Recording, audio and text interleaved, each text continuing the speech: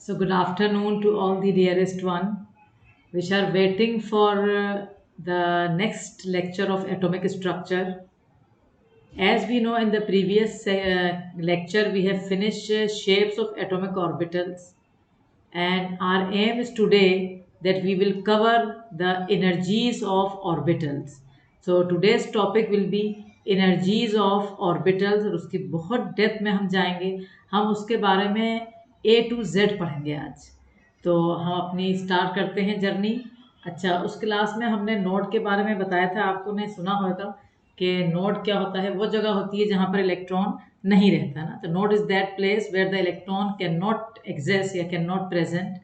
इसी तरह से वहाँ पर थोड़ा सा नोड्स के बारे में अभी बचा है, वो हम आज कवर करेंगे और उसके आगे हम निकल जाएंगे कहाँ पर, एनर्जीज ऑफ ऑर्बिटल्स पे। तो चलो हम अपनी जर्नी स्टार्ट करते हैं और हम देखते हैं कि हमने क्या क्या कवर कर लिया था। वो तो हो गया था shapes. S orbital spherically symmetrical था, पी ऑर्बिटल डंबल था और डी ऑर्बिटल डबल डंबल था। उसमें से एक डी ऑर्बिटल था जो खाली डंबल था, उसमें एक डोनट भी था। अब आप हेडिंग डालेंगे। आज की क्लास स्टार्ट हो रही है with the heading types of nodes. तो आज की क्लास की हेडिंग डालेंगे आप सब, टाइप्स ऑफ नोड्स। नोड्स के बारे में आपको जानकारी है, आप सबको पता है कि नोड क्या होता है। वो जगह जहाँ इलेक्ट्रॉन नहीं होता। अब उसमें भी दो तरह के नोड्स हम पढ़ेंगे। तो टाइप्स ऑफ नोड्स लिख लिया होगा। वन लिखेंगे आप रेडियल नोड, तो पहला आप लिखेंगे रेडियल नोड, ठीक है।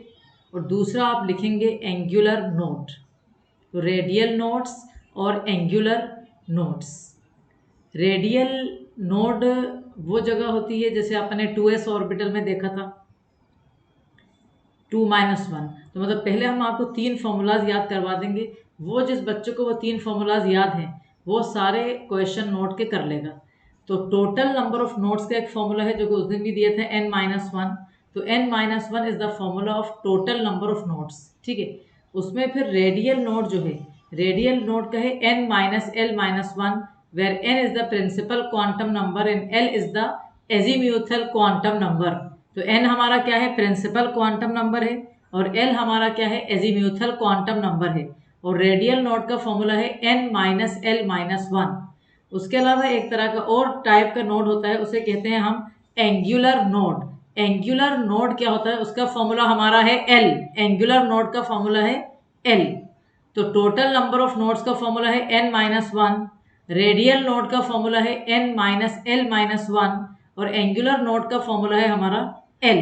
तो इस तरह से ये हमारे तीन तरह के नोड्स, मतलब टोटल नंबर ऑफ नोड्स में दो और आ गए। एंगुलर नोड एक्चुअली क्या होता है, जो न्यूक्लियस के से जो पार हो रही होती है प्लेन, एक्स वाई प्लेन या एक्स जेड प्लेन या वाई जेड, कोई सी भी जो न्यूक्लियस से पार हो रही होती है, वहाँ पर जो नोड बनता है उसे हम कहते हैं एंगुलर नोड। अब मैं आपको एग्जांपल दे रही हूँ। जैसे सपोज अपन ने कोई एग्जांपल ली, for example if I have taken 4d orbital, ठीक है। 4d ऑर्बिटल मेरे पास है। इसमें मुझसे कहा गया है कि टोटल नंबर ऑफ नोड्स बताओ पहले। तो मैंने टोटल नंबर ऑफ नोड्स जब निकाले तो मुझे पता है कि टोटल नंबर ऑफ नोड्स का फॉर्मूला मेरे पास n-1 है ना। तो टोटल नंबर ऑफ नोड्स जब मैंने निकाले तो मैंने लिखा n-1। n मेरा कितना है, प्रिंसिपल क्वांटम नंबर जो कि 4 है। तो 4-1 इक्वल टू 3। तो टोटल नंबर ऑफ नोड्स मुझे पता है मेरे पास तीन आएंगे यहाँ। उन तीन में से मुझे देखना है कि रेडियल नोड कितने हैं और एंगुलर नोड कितने हैं। तो अब मुझे टोटल नंबर ऑफ नोड्स 3 हो गए। अब मुझे जब रेडियल नोड्स निकालना है तो रेडियल नोड का फॉर्मूला मेरे पास सामने है, ये लिखा है n-l-1। n मेरा 4 है। d ऑर्बिटल में l आप जानते हो, l0 s के लिए है, l1 p के लिए है, l2 d के लिए है। तो n-l मेरा 2 हो जाएगा और -1। तो ये 4-2 2 2-1 1, ठीक है। तो रेडियल नोड मेरे कितने हैं, एक है। और रेडियल नोड क्या होता है, रेडियल नोड वही होता है जो, जैसे ये दो लोब जब मिलते हैं ना, ये लोब जहाँ मिलता है, ये जगह, ये नोड, ये वाला नोड तो एक ही है क्योंकि एक ही जगह मिलना है लोब। और एंगुलर नोड जो है मेरा क्या होगा, एंगुलर नोड का फॉर्मूला एल है ना। तो एल, डी ऑर्बिटल के लिए एल कितना है, 2। अब ये दो और एक मिला के टोटल नोड्स कितने हो गए आपके पास, 3 हो गए। और एंगुलर नोड कैसे पता चलेगा, आपको पता है कि जब ये डबल डंबल शेप बनता है, ध्यान से देखेंगे आप, जब ये डबल डंबल बनता था तो ये जैसे एक एक्सेस है, एक ये एक्सेस है, एक ये एक्सेस है। तो एक एक्स वाई एक्सिस से और एक दूसरे एक्सिस से जब न्यूक्लियस से प्लेन जा रही है, वहां पर जो नोड्स है वो 2 एंगुलर नोड है। और अगर ये इतना समझ भी नहीं आ रहा तो कोई टेंशन नहीं है अपन को। अगर अपन कुछ लोगों को ज्योमेट्रिकल मतलब जो अरेंजमेंट होता है वो दिमाग में नहीं आ रहा है तो हमें इससे मतलब नहीं है। हमें तो बस ये देखना है, मेन हमारा पर्पस है कि हमें नंबर ऑफ नोट्स निकालना आना चाहिए for the purpose of examination. Again I repeat, total number of notes का फॉर्मूला है n-1, total number of notes का फॉर्मूला है n-1, और रेडियल नोड का फॉर्मूला है n-l-1, और एंगुलर नोड का फॉर्मूला है l। ठीक है, अब जैसे मैंने ये यहाँ पर जरा सा एक्सप्लेनेशन भी दिया है। Probability density function for np and nd orbitals are zero at the plane passing through the nucleus. वो जो एंगुलर नोड के बारे में जरा सा मैंने ये एरो करके बता दिया कि प्रोबेबिलिटी डेंसिटी फंक्शन यानी इलेक्ट्रॉन की पाने की प्रोबेबिलिटी np और nd ऑर्बिटल्स में जीरो कब होती है, उस प्लेन में जो पास कर रही होती है न्यूक्लियस से जो प्लेन पास हो रही होती है वहां पर इलेक्ट्रॉन नहीं होता ना, न्यूक्लियस के अंदर थोड़ी इलेक्ट्रॉन चला जाएगा। तो for example in case of p z orbital, अगर हमारी पीजेड ऑर्बिटल है तो x y plane as a nodal plane, p z orbital है जेड एक्सिस पे बनी हुई ऑर्बिटल, वहां पर इलेक्ट्रॉन की पॉसिबिलिटी है, लेकिन एक्स और वाई प्लेन में वहां पर एक्स वाई प्लेन के वहां से जो प्लेन जा रही है न्यूक्लियस से पार होती हुई वहां पर इलेक्ट्रॉन की पॉसिबिलिटी नहीं है। तो मैंने समझा तो आपको पूरा दिया है, पर उसके बावजूद भी अगर आपको कहीं भी डिलेमा है तो आप फॉर्मूलाज अगर याद कर लेंगे। Again I repeat, total number of nodes का फॉर्मूला n-1, रेडियल नोड का फॉर्मूला n-l-1, और एंगुलर नोड का फॉर्मूला l। तो ये आप लिख लें जल्दी से, ये एग्जांपल भी लिख ली होगी आपने। अब आप लिख लें probability density function for np and nd orbitals are zero at the plane passing through the nucleus. Again, probability density function for np and nd orbitals are zero at the plane passing through the nucleus, है ना। For example, in case of pz orbital,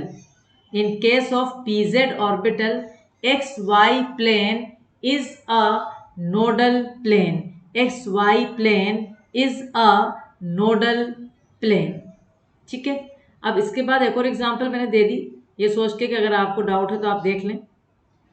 जैसे ये वाली, in case of d x y orbital, है ना, d x y orbital दो lobe बन गए, है ना, डी एक्स वाई, एक्स के ऊपर एक बनाया था डंबल और एक वाई पे, two nodal planes exist passing through the origin bisecting x y plane containing z axis. तो वैसे भी हमें पता है डी ऑर्बिटल के अंदर एल कितना होता है, दो, तो दो हमारे पास एंगुलर नोड होंगे जो कि पास करेंगे थ्रू द ओरिजिन, बाइसेक्ट करेंगे एक्स वाई प्लेन को। तो ये तो एक्सप्लेनेशन है और एक्सप्लेनेशन की इतनी जरूरत नहीं है, आपको इतना बस समझ में आ गई फिनिश। आपको मेन चीज देखना है कि कैसे हमें निकालना है। टोटल नंबर ऑफ नोड्स का फॉर्मूला रख लो, रेडियल का और एंगुलर का। तो इस तरह से ये पूरा शेप्स ऑफ ऑर्बिटल्स और टाइप्स ऑफ नोड्स खत्म हो गए। अब हम आ रहे हैं आज का जो लेसन मेन पार्ट है उसका, वहां पर आप साइड डालेंगे सब लोग, एनर्जीज ऑफ ऑर्बिटल्स। तो चाहो तो अभी 1 मिनट दे रही हूँ, आप लिख लेंगे, अगर छूट गया है आपका तो आप लिख सकते हैं ये। In case of dxy orbital, two nodal planes exist passing through the origin and bisecting xy plane containing z axis. Okay, half minute is given to finish whatever written on the screen. तो जो जो लिखा है वो ख़त्म कर लें। ये बहुत बढ़िया स्मॉल किट जिसे कहते हैं, नोट्स की बहुत प्यारी किट से ये, इस किट को आप पढ़ लेंगे तो आपको एक एक वर्ड आपके दिमाग में रहेगा और अपनी कॉपी में अपने टीचर की लैंग्वेज में जब पढ़ता है बच्चा तो उसको बहुत अच्छी तरह याद होता है। चलिए अब आ जाइए आप नेक्स्ट हेडिंग पे। नेक्स्ट हेडिंग आपकी डालेगी एनर्जीज ऑफ ऑर्बिटल्स। तो नेक्स्ट हेडिंग हमारी क्या डाल रही है, एनर्जीज ऑफ ऑर्बिटल्स। इसमें पहला एक एक पॉइंट मैं बताती जाऊंगी, फिर लिखेंगे अपन। ध्यान से सुनना बेटा, पहले मैं सिर्फ हाइड्रोजन एटम की बात कर रही हूँ ना, क्या हाइड्रोजन एटम जिसमें एक इलेक्ट्रॉन होता है। हाइड्रोजन एटम की जो एनर्जी है इलेक्ट्रॉन की हाइड्रोजन एटम के, वो सिर्फ और सिर्फ डिपेंड करती है प्रिंसिपल क्वांटम नंबर पे, n पे।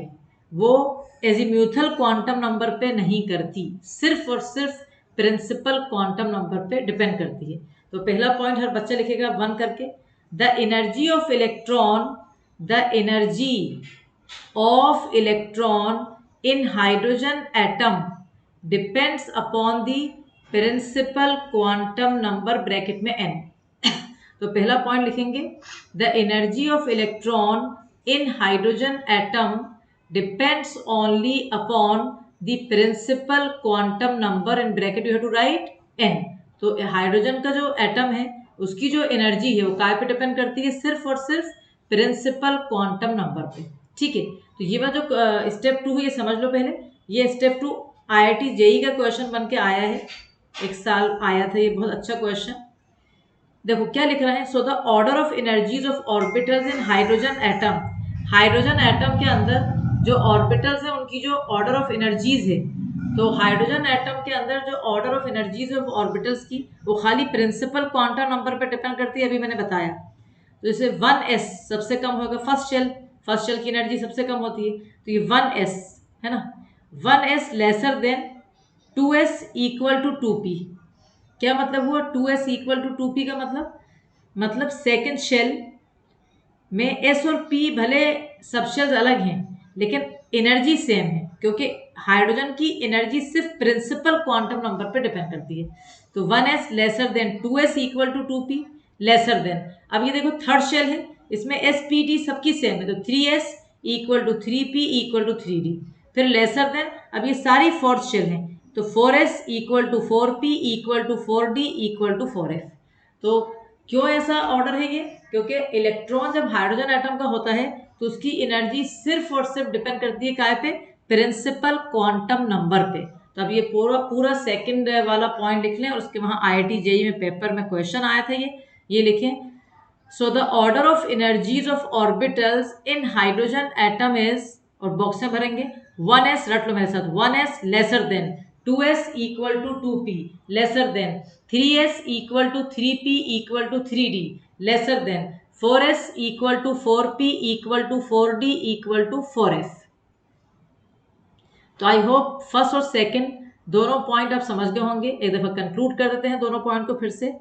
इलेक्ट्रॉन, हाइड्रोजन एटम का जो इलेक्ट्रॉन है उसकी एनर्जी सिर्फ और सिर्फ डिपेंड करती है काय पे, प्रिंसिपल क्वांटम नंबर पे। सिर्फ और सिर्फ काय पे डिपेंड करती है, प्रिंसिपल क्वांटम नंबर n पे।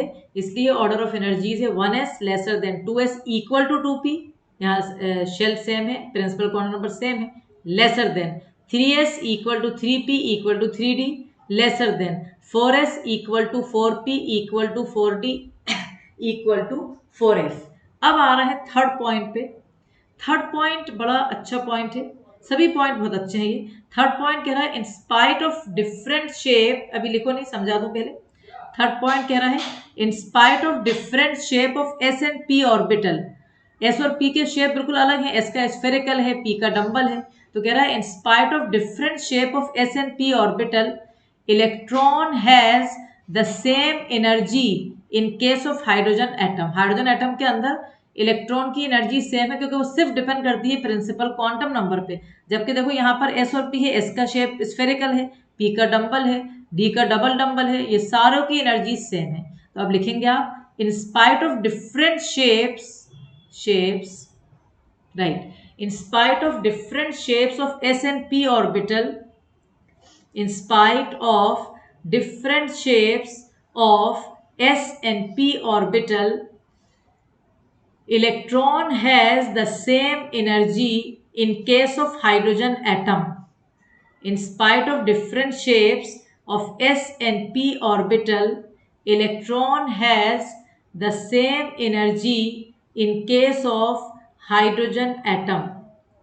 Also, orbitals having same energy are called degenerate orbital। वो ऑर्बिटल जिनकी एनर्जी सेम होती है उन्हें कहा जाता है degenerate orbitals, मतलब वो ऑर्बिटल जिनकी एनर्जीज सेम है। तो अब ये क्या बात करी, अभी वही हाइड्रोजन ही चल रहा है। 3 पॉइंट तक अभी तक देखो तो हाइड्रोजन ही चल रहा है। वो ये कह रहा है कि जैसे बच्चों को डिलेमा हो सकता है कि यार एस का शेप अलग, पी का अलग, डी का अलग, फिर भी एनर्जी सेम है, क्योंकि हाइड्रोजन की एनर्जी सिर्फ प्रिंसिपल क्वांटम नंबर पे डिपेंड करती है। उसका जो एजीमुथल क्वांटम नंबर है L0 s सबशेल के अंदर, उस पर डिपेंड नहीं करती। तो in spite of different shapes of s और p, इलेक्ट्रॉन जो है has same energy hydrogen atom के अंदर। और जो ऑर्बिटल्स जैसे हाइड्रोजन एटम के अंदर 3s 3p 3d तीनों की एनर्जी सेम है, तो डीजनरेट ऑर्बिटल्स कहते हैं। Orbitals having same energy are always known as degenerate orbitals. ऐसे ही है s का 4s 4p 4d 4f all the orbitals sp df present in the fourth shell in case of hydrogen atom only are degenerate orbitals. Done. अब आ जाइए आप fourth point पे। अब हम आ रहे हैं फोर्थ पॉइंट पे। लिख लिया होगा आपने, थर्ड सबने लिख लिया, और अगर किसी का छूटा है तो रिविजिट करके देख लेंगे आप। ना फोर्थ, इलेक्ट्रॉन सुनो पहले, electron present in 1s orbital of hydrogen atom. जो हाइड्रोजन एटम का इलेक्ट्रॉन 1s ऑर्बिटल में है, यकीनन वो करीब है, फर्स्ट शेल में है, तो बहुत ही स्ट्रांगली न्यूक्लियस उसको पकड़ी हुई है और वो बहुत स्टेबल कंडीशन में है। इसे कहा जाता है ग्राउंड स्टेट। ग्राउंड स्टेट क्या होता है, अपन अपने घर पे होते हैं, जैसे बच्चा स्पेशली जब छोटा होता है, जब अभी भी आप लोग भी अपने घर में अपने पेरेंट्स के साथ बहुत स्ट्रांगली जुड़े हुए हो, तो ये आपका ग्राउंड स्टेट है। फिर आगे जाके जब आप लाइफ में आगे बढ़ोगे, आगे जाओगे, जॉब करोगे, पढ़ोगे, निकलोगे, तो वो आपका एक्साइटेड स्टेट होगा। तो जब भी इलेक्ट्रॉन प्रेजेंट होता है 1s ऑर्बिटल में हाइड्रोजन एटम की, यानी फर्स्ट शेल में, क्योंकि एक ही इलेक्ट्रॉन है तो नॉर्मली वो फर्स्ट शेल में ही रहना चाहता है, तो वो बहुत ही स्ट्रांगली न्यूक्लियस से अट्रैक्ट होता है और ये स्टेबल कंडीशन कही जाएगी, जिसका नाम दिया जाता है ग्राउंड स्टेट। तब आप फोर्थ पॉइंट लिखेंगे सब लोग, electron present in 1s orbital of hydrogen atom. Electron present in 1s orbital of hydrogen atom is most strongly held by the nucleus. Electron present in 1s orbital of hydrogen atom is most strongly held by the nucleus. It is most stable, सबसे stable condition है, known as ground state. Known as ground state. So again I will repeat the point. Electron present in 1s orbital of hydrogen atom is most strongly held by the nucleus and it is most stable condition known as ground state. जो भी electron 1s orbital में होता है hydrogen atom की, वो सबसे ज्यादा nucleus से जुड़ा होता है, अट्रैक्ट होता है, न्यूक्लियस से करीब होता है तो पकड़ लेती है अपने, और ये ग्राउंड स्टेट कहते हैं, स्टेबल है। अब जो इलेक्ट्रॉन प्रेजेंट होंगे सेकंड शेल में और हायर ऑर्बिटल में, जैसे 2s, सेकंड शेल में क्या है आपको पता है, दो सब शेल है s और p। थर्ड शेल में क्या है, sp-d है। फोर्थ शेल में क्या है, sp-df है। तो जितना हायर ऑर्बिटल्स जाएंगी s और p, 2s 3p 3d जो भी, उसके अंदर जब इलेक्ट्रॉन रहेगा तो वो स्टेबल कंडीशन में नहीं रहेगा, वो एक्साइटेड स्टेट में होगा, क्योंकि वो नीचे से एनर्जी एब्जॉर्ब करके ऊपर जा रहा है, तो वो एक्साइटेड स्टेट में होगा। तब आप फिफ्थ पॉइंट लिखेंगे, electron present in 2s 2p or higher orbitals in hydrogen atom is in excited state. Electron present in 2s 2p or higher orbitals in hydrogen atom is in excited state. तो जो भी electron present होता है hydrogen मतलब 2s या 2p orbitals में hydrogen atom की, वो काय में होता है, वो होता है आपका एक्साइटेड स्टेट में, that will be in the excited state. ठीक है, तो ये आपका एक्साइटेड स्टेट में होता है। फिर आपका सिक्स्थ पॉइंट आ रहा है। अब आप ध्यान से रखिए, ये पांचों पॉइंट आपके हाइड्रोजन के लिए थे, ये पांचों पॉइंट काय के थे, किसके लिए थे, आपके हाइड्रोजन के लिए। अब जो आपका इलेक्ट्रॉन है मल्टी इलेक्ट्रॉन एटम में, मल्टी इलेक्ट्रॉन एटम जानते हैं आप क्या होता है? मल्टी इलेक्ट्रॉन एटम होता है मतलब जिसमें एक से ज्यादा इलेक्ट्रॉन होते हैं। मल्टी इलेक्ट्रॉन एटम में एक से ज्यादा इलेक्ट्रॉन होते हैं। तो जो मल्टी इलेक्ट्रॉन एटम होते हैं, जैसे हाइड्रोजन के अलावा एनीथिंग, लिथियम, बेरिलियम, बोरोन, कोई भी, उसकी जो एनर्जी होती है वो खाली प्रिंसिपल क्वांटम नंबर पे बेटर डिपेंड नहीं करती। तो उसकी एनर्जी प्रिंसिपल क्वांटम नंबर पे डिपेंड नहीं करती, बल्कि प्रिंसिपल के साथ साथ और किस पे करती है, एजीम्यूथल क्वांटम नंबर, जिसे अपन एल कहते हैं, है ना। और for a given an, S P D F all have different energies. तो ध्यान रखो दो चीजों पे, हाइड्रोजन का जो इलेक्ट्रॉन है, हाइड्रोजन एटम का जो इलेक्ट्रॉन है, उसकी एनर्जी क्या पे डिपेंड करती है, सिर्फ और सिर्फ प्रिंसिपल क्वांटम नंबर पे। लेकिन जो दूसरे मल्टी इलेक्ट्रॉन एटम है, उनकी energy both principal quantum number as well as azimuthal quantum number पे डिपेंड करती है। तब आप लिखेंगे 6 point, the energy of electron in multi electron atom, है ना, मल्टी इलेक्ट्रॉन एटम यानी जिसमें बहुत ज्यादा इलेक्ट्रॉन है, more than one, depends not only upon n but also upon azimuthal quantum number L. ठीक है, तो again I repeat, the energy of electron in multi electron atom depends not only upon n but also upon azimuthal quantum number L. Means for a given n, जैसे given n है जैसे 4, तो 4s 4p 4d f 4f, अभी लिखा था hydrogen में सबकी energy same है, लेकिन मल्टी इलेक्ट्रॉन एटम में कोई से भी गिवन शेल, जैसे फोर्थ शेल ले लो तो 4s 4p 4d 4f all have different energies, सबकी एनर्जीज क्या होंगी, डिफरेंट होंगी, सबकी एनर्जीज अलग होंगी. तो I am giving you half minute to finish the point again fast. The energy of electron in multi electron atom depends not only upon n but also upon azimuthal quantum number जो कि L है और n पे भी depend करेगा. ठीक है, अब आपसे जैसे ये पूछे कोई कि ऐसा क्यों है भाई, ऐसी क्या खास बात है, ऐसा क्यों हो गया, मतलब क्यों ऐसा हो रहा है, हाइड्रोजन में नहीं हो रहा है, हाइड्रोजन में सिर्फ प्रिंसिपल क्वांटम नंबर पे डिपेंड कर रहा है और बाकी सब में सब पे क्यों कर रहा है. तो आप देखो मैं समझा रही हूँ अभी point 7. The main reason for having different energies of subshell is the mutual repulsion among the electrons in multi electron atom. देखो हाइड्रोजन के पास सिर्फ एक इलेक्ट्रॉन है, तो एक इलेक्ट्रॉन किससे रिपेल होएगा, लेकिन मल्टी इलेक्ट्रॉन एटम की जो स्पीशीज हैं, बहुत से इलेक्ट्रॉन्स है, वो आपस में क्या है, रिपल्शन हो रहा है उनमें. तो जब रिपेल हो रहा है तो ऑर्बिटल में जब इलेक्ट्रॉन रिपेल हो रहा है तो उनकी एनर्जीज जो है चेंज हो जाएगी. This is the actual difference, like the reason for the difference in energies of orbital in multi electron atom is due to mutual repulsion यानी इलेक्ट्रॉन के बीच में रिपल्शन. तो all of you write down the 7th point now. The main reason for having different energies of subshell, the main reason for having different energies of subshell is the mutual repulsion among the electrons in multi-electron atom.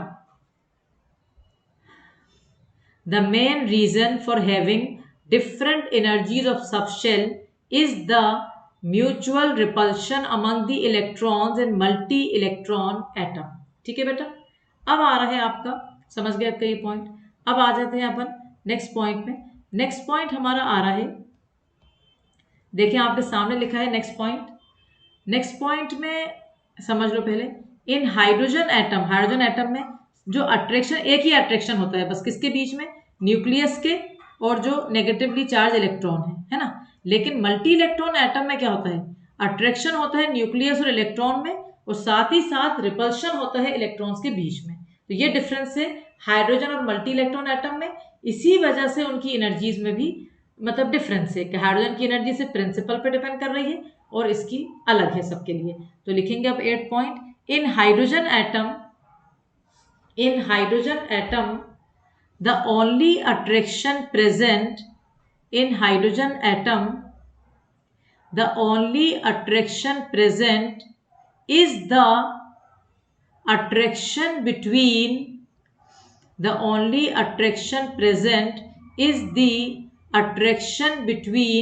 negatively charged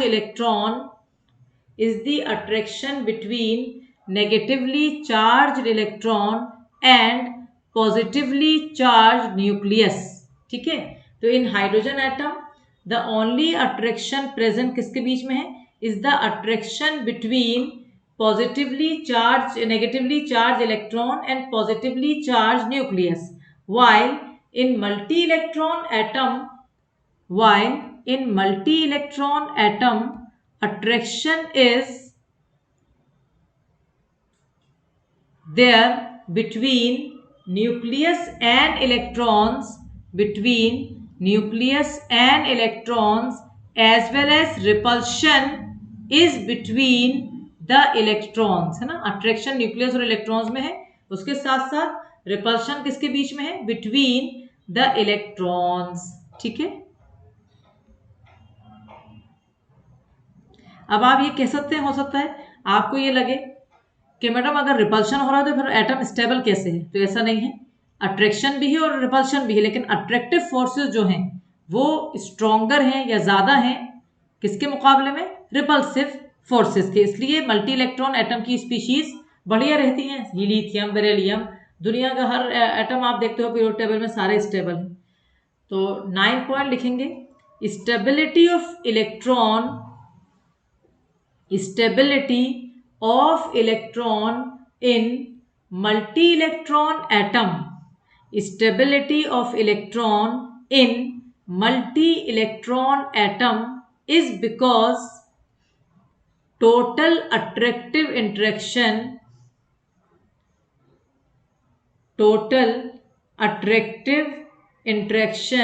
is more than repulsive interaction। ठीक है, तो stability of electron in multi electron atom is because total attractive interaction जो है वो ज्यादा है किसके मुकाबले में, रिपल्सिव इंटरेक्शन के मुकाबले में वो ज्यादा है। ठीक है, तो ये आपका 9 पॉइंट हो गया।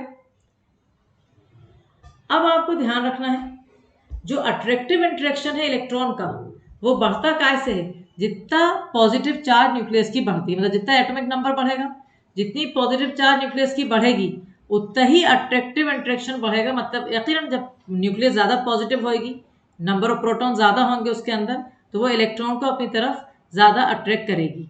लेकिन एक प्रॉब्लम एक और आएगी यहाँ मल्टी इलेक्ट्रॉन एटम में, एक और प्रॉब्लम आएगी। जैसे आपके पास ये न्यूक्लियस है और ये आउटर इलेक्ट्रॉन्स है, दिख रहा है मेरा हाथ, ये न्यूक्लियस, ये आउटर इलेक्ट्रॉन, बीच में जो इलेक्ट्रॉन्स है inner electrons, outer electrons nucleus और बीच वाले इलेक्ट्रॉन्स को क्या कहते हैं, इनर इलेक्ट्रॉन्स।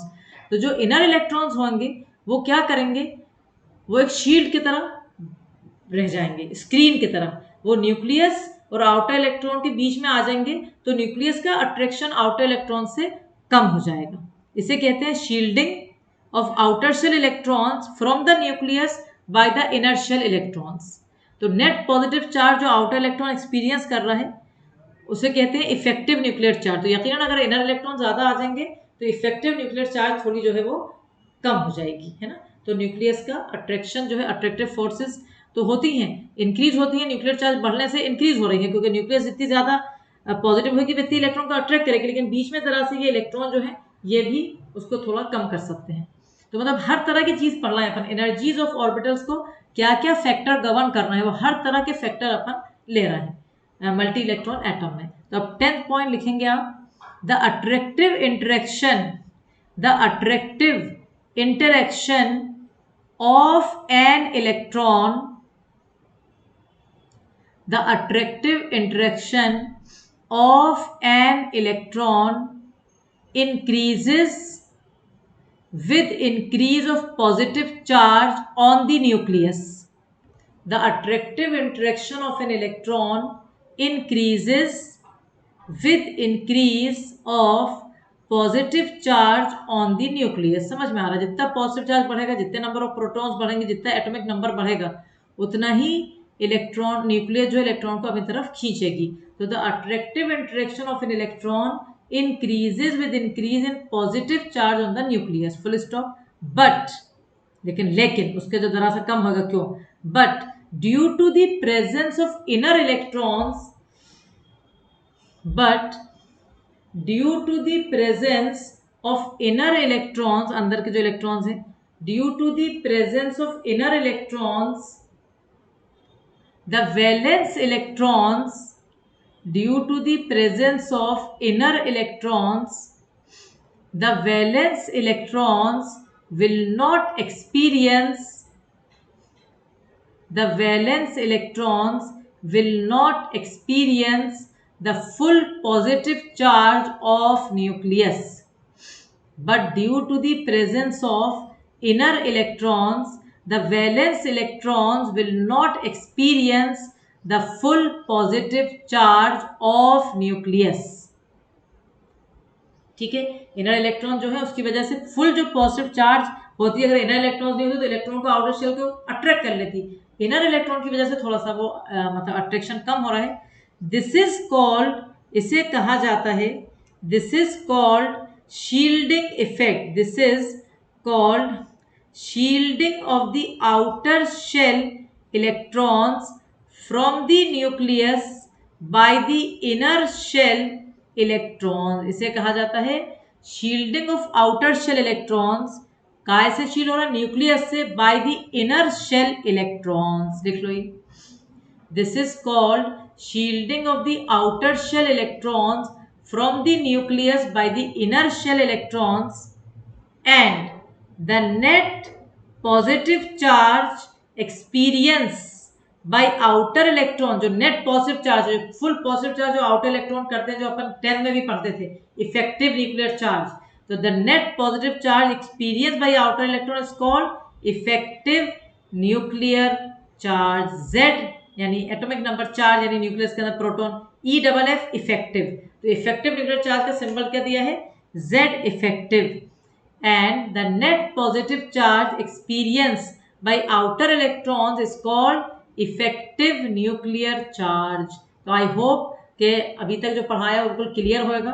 क्या पढ़ाया? हाइड्रोजन एटम की जो एनर्जी है सिर्फ प्रिंसिपल क्वांटम नंबर पे डिपेंड करती है, इसीलिए 1s की energy less than 2s equal to 2p, less than 3s equal to 3p equal to 3d, less than 4s equal to 4p equal to 4d equal to 4f।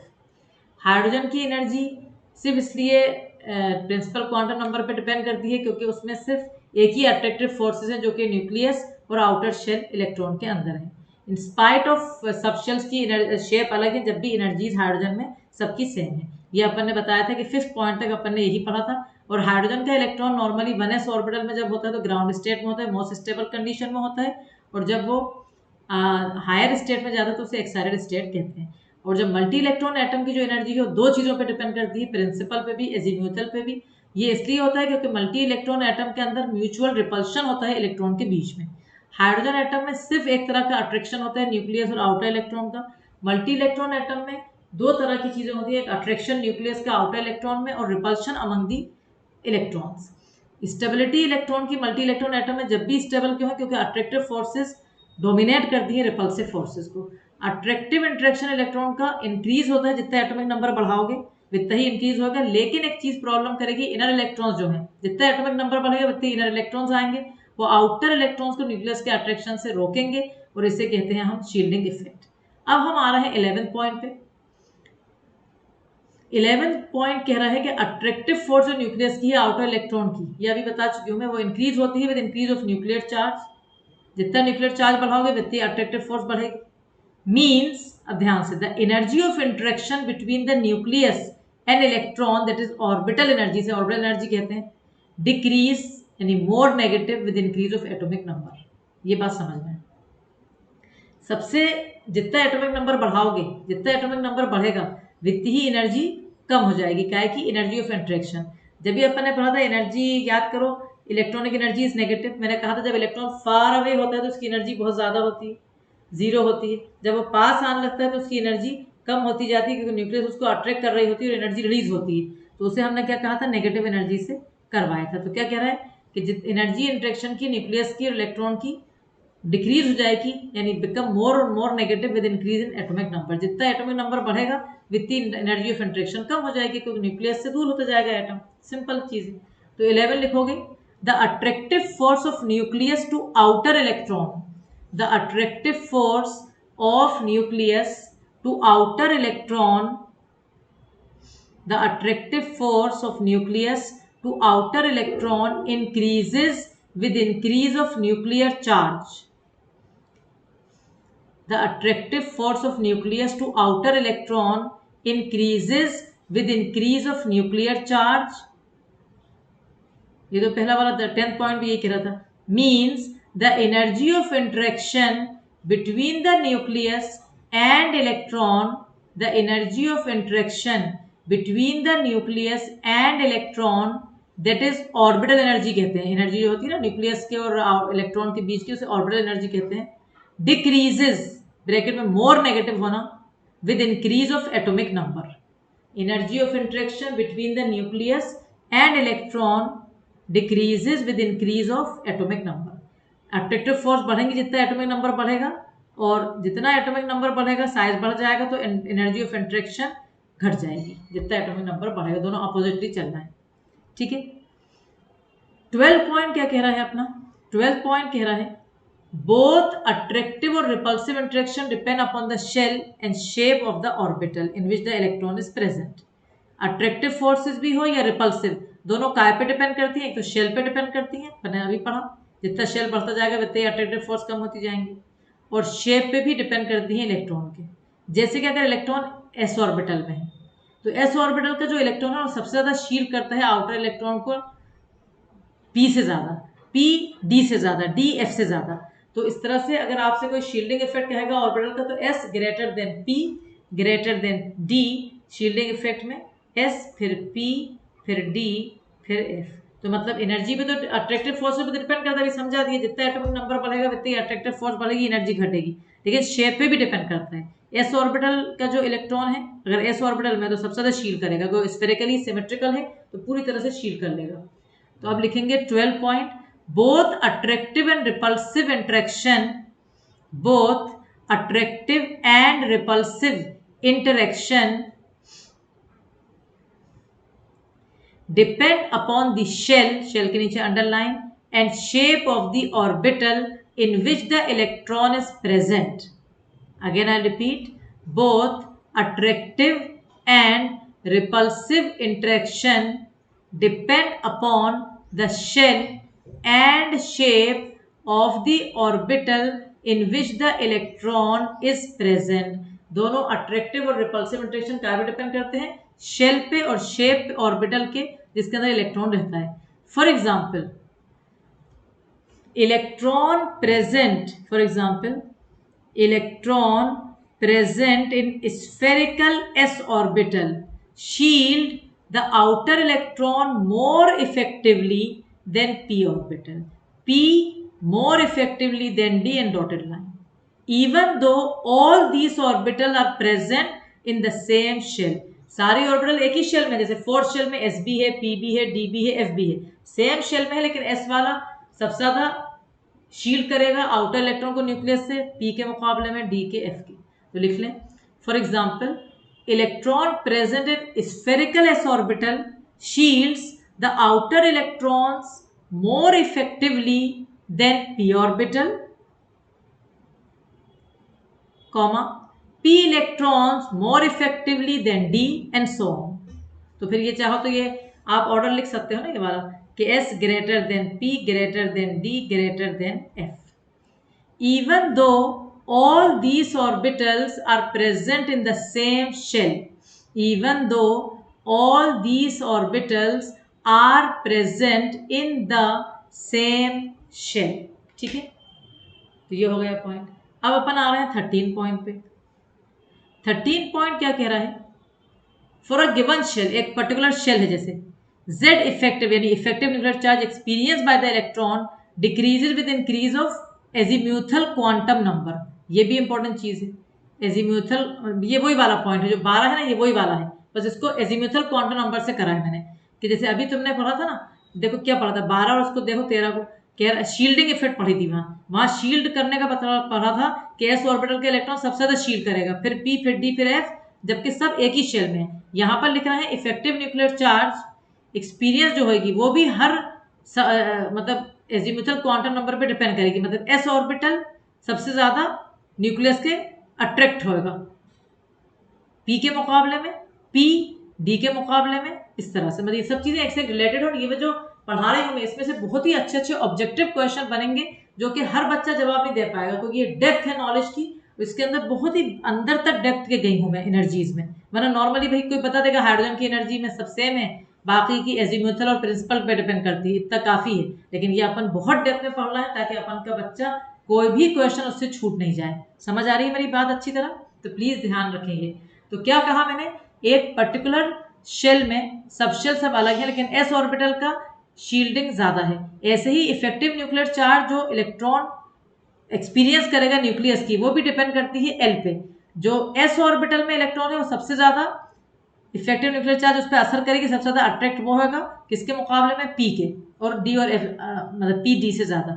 ऐसी energy electron की s orbital में सबसे कम होगी, will be lower than p orbital which have less energy than p. मतलब energies के अंदर सबसे कम एनर्जी एस की होगी, फिर पी की होगी, फिर डी की होगी, फिर एफ की होगी। ये एनर्जीज का वो है, ठीक है, एनर्जी सबसे कम होगी जब भी तो अट्रैक्ट हो रहा है अच्छी तरह, अट्रैक्ट होगा तो एनर्जी कम होगी।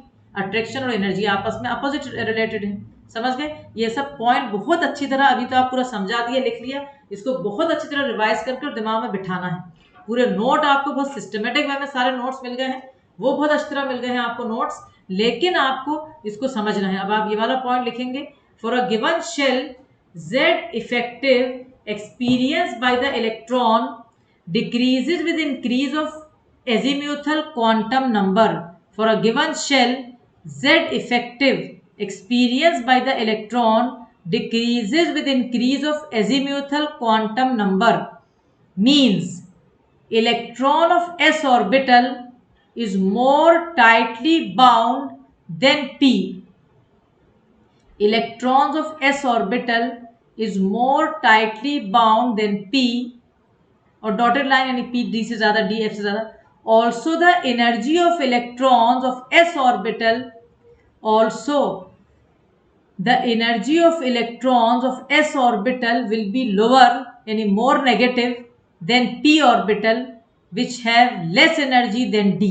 तो ये जो ऑर्डर लगाया है मैंने, ये एनर्जीज का ऑर्डर है, और ये जो लगाया था ये काय का ऑर्डर था, ये ऑर्डर था आपका शील्डिंग का, ठीक है।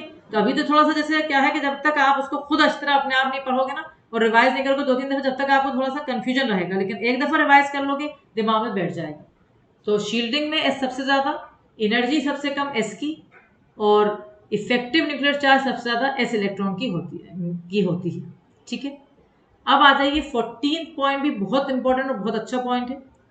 अगर हमारे पास सेम सबशेल है, ठीक है, सेम सबशेल है लेकिन एटम अलग अलग है, तो एनर्जी सबशेल की का ऑर्डर क्या है, जितना एटॉमिक नंबर या इफेक्टिव न्यूक्लियर चार्ज बढ़ेगी वित्तीय एनर्जी कम होती जाएगी। जैसे 2s आपकी देखो एग्जांपल देखो, 2s की ऑर्बिटल्स हैं सारी, एक हाइड्रोजन की, एक लिथियम की, सोडियम की, पोटेशियम की।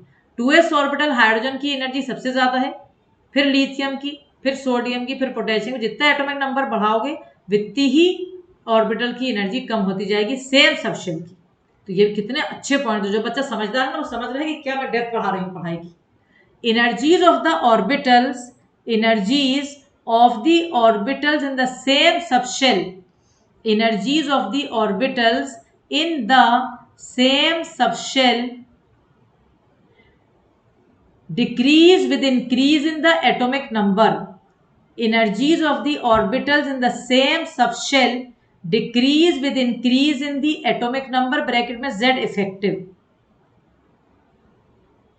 Example, energy of 2s orbital of hydrogen greater than energy of 2s orbital of lithium, इसको बॉक्स में भर लेते हैं, greater than energy of 2s orbital of sodium, greater than energy of 2s orbital of potassium, ठीक है। ये order आप पूरा लिख लो। अभी अपना टाइम काफी हो गया है, इसलिए अपन N+L रूल, वो इसके साथ जुड़ा नहीं है, वो एनर्जीज का ही है, लेकिन उसके साथ अफवाह आ जाएगा, वो अपन अगले लेक्चर में ले लेंगे N+L रूल, जिसके साथ हम अफवाह प्रिंसिपल साथ में पढ़ाएंगे, तो वो बहुत अच्छी तरह एक्सप्लेनेशन उसका हो जाएगा। अब मेरा कहने का मतलब ये है कि ये वाली वीडियो बहुत रेयर लोग इस तरह से पढ़ाते हैं, मैं आपको ईमानदारी से बता रही हूँ, क्योंकि ये चीजें लगता है कि अरे चलो छोड़ दो, लेकिन ये बहुत बहुत इंपॉर्टेंट है आज का लेसन। इसमें से बहुत अच्छे क्वेश्चन बन सकते हैं जो कि सिर्फ वही बच्चे जवाब दे सकते हैं जिनको डेप्थ की नॉलेज है। और ऐसे ही रेडियल नोट्स भी बहुत इंपॉर्टेंट है, types of notes. So I hope कि आपको बहुत अच्छी तरह समझ में आया होगा। revisit the video 2-3 times to get the knowledge more and more, and don't forget to subscribe the channel, don't forget to like the video, this is the important job you should do, and don't forget to share your knowledge with many people more to gain more and more knowledge. So this is from DSC team, Dr. Amina classes, Dr. Amina HOD chemistry. Thank you and all the best. Bye bye.